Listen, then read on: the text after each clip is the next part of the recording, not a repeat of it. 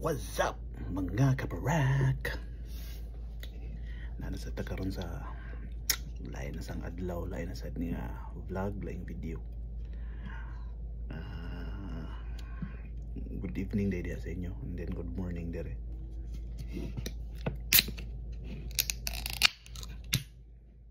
Okay.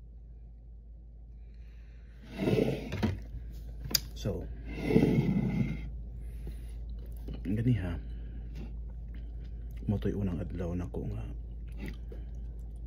nagsundo ko og duha ka teacher.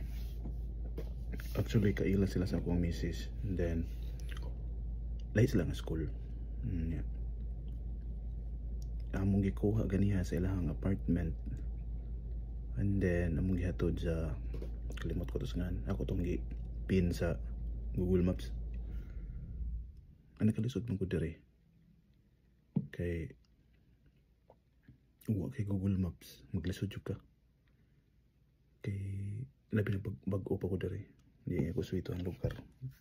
Problema ni akong cellphone kay murag di siya compatible sa SIM diri sa US.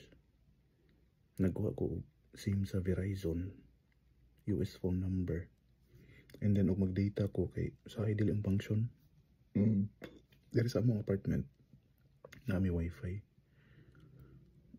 pero kung mulakaw mi like mang grocery or asa dapit mulakaw na ipalo para sa ako ang working permit, kinalan kog data, and then maglisod ko kay hindi mo function ba ang data para maka Google Maps ko. Dili mo kuan si Siri, magdingol-dingol si Siri, but nga ni maginom data rin yung modelo ni usual dere nga imno nila mo to kuan kanang lisod. Dapat i-familiarize ang lugar. E noon bago pang sa kudre di pa kay ko suito sa mga sikot-sikot ba.